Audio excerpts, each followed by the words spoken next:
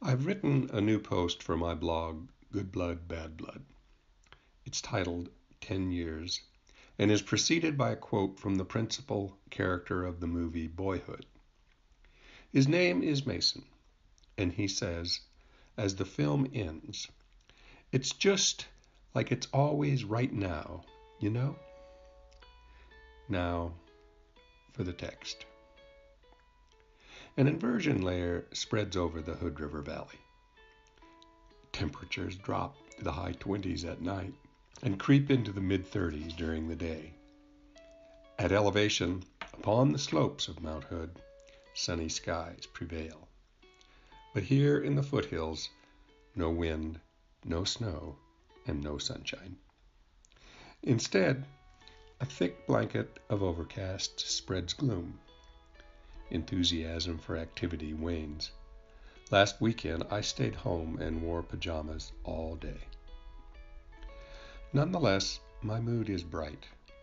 This December marks 10 years since my diagnosis with the blood cancer, multiple myeloma. An irony of cancer rests in a biological enigma. It destroys the host that sustains it.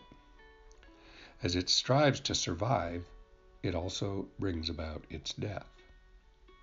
My disease results from an error in DNA programming, a mutation gone awry.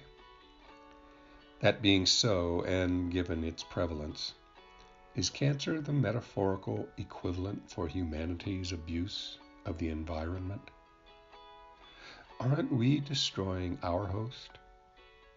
Are we too a mistake? While mulling over this puzzle, I step outside to scatter seed for the yard birds. An opportunistic hawk lurks, watching from atop a power pole. I refill the water station, crusted with ice. Sparrows alight and drink a drop or two. They bathe with a flutter of wings, then gather with others in the barren branches of our shrubs. They sing and chatter while the raptor waits. In keeping with my lazy weekend, I take a solitary walk on the waterfront. Locals, hurrying along with their dogs, populate the paths. The animals, paragons of pure joy, walk in the company of the human they worship. To them, the world is alive with scent and love. On the river, a colony of mud hens convene in monastic silence. Ducks splash when they land, they squabble. A lone heron, the vicar of the waterfront, hunches his shoulders in ecclesiastical contemplation. Geese pass overhead, honking as they proceed somewhere far from here. My senses absorb the sights and sounds, yet my mind wanders, and I wonder. 10 years far exceeds my prognosis. I pursued a workmanlike blue-collar treatment program. I moved through the protocols that existed at diagnosis. I added those that emerged during my decade of care.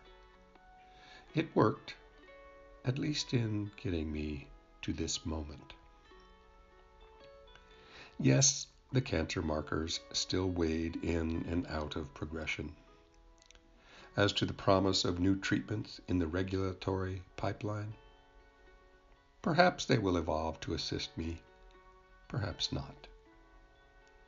But I don't dwell on my condition's persistence. I've become too old to die young. What fate put in motion, though, makes me grateful for those 10 years, and more so for each and every right now. Thank you for listening.